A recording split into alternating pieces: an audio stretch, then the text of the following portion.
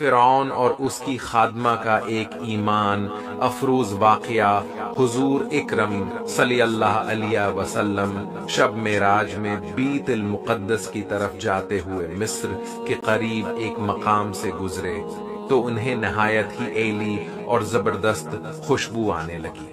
آپ صلی اللہ علیہ وسلم نے حضرت جبرائیل علیہ السلام سے پوچھا کہ یہ خوشبو کیسی ہے؟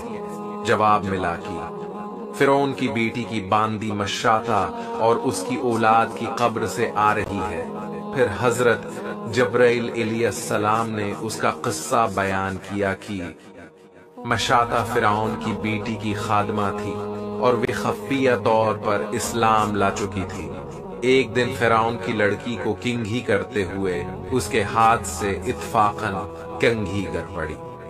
وہ اٹھانے لگی تو اس کی زبان سے بے ساختہ بسم اللہ نکل گیا۔ اس پر شہزادی نے کہا کہ تو نے آج عجیب کلمہ بولا، رب تو میرے باپ فرعون ہی ہیں، تو پھر تم نے یہ کس کا نام لیا ہے؟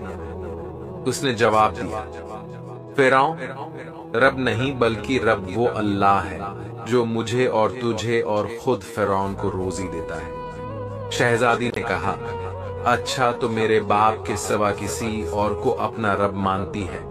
اس نے جواب دیا، ہاں ہاں، میرا، تیرا اور تیرے باپ سب کا رب اللہ تعالی ہی ہے۔ شہزادی نے اپنے باپ سے کہلوایا۔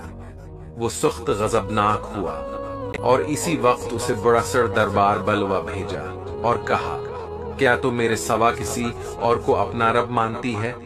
اس نے کہا کہ میرا اور تیرا رب اللہ تعالی ہی ہے جو بلندیوں اور بزرگی والا ہے۔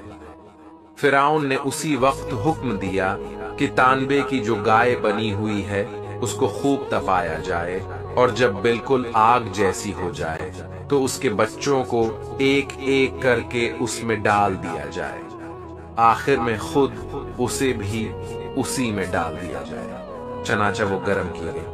جب آگ جیسی ہو گئی تو حکم دیا کہ اس کے بچے کو ایک ایک کر کے اس میں ڈالنا شروع کرو۔ اس نے کہا، بادشاہ ایک درخواست میری منظور کر، وہ یہ کہ میری اور میرے ان بچوں کی ہڈیاں ایک ہی جگہ ڈال دینا۔ اس نے کہا، اچھا تیرے کچھ حقوق ہمارے ذمہ ہیں، اس لیے یہ منظور ہے۔ اس کی دونوں بچیاں اس کی آنکھوں کے سامنے اس میں ڈال دی گئی اور وہ فورا جل کر راکھ ہو گئے۔ پھر سب سے چھوٹے کی باری آئی جو ماں کی چھاتی سے لگا ہوا دودھ پی رہا تھا۔ فرعون کے سپاہیوں نے اسے گھسیٹا تو اس نیک بندی کی آنکھوں تلے اندھیرا چھا گیا۔ اللہ تعالی نے اس بچے کو اسی وقت زبان دے دی اور اس نے بآواز بلند کہا، اماں جان افسوس نہ کر، اماں جان ذرا بھی پس و پیش نہ کرو، حق پر جان دینا ہی سب سے بڑی نیکی ہے۔ چنانچہ انہیں صبر آ گیا۔ اس بچے کو بھی آگ میں ڈال دیا گیا اور آخر میں ان کی ماں کو بھی اسی آگ میں جلا کر مار دیا۔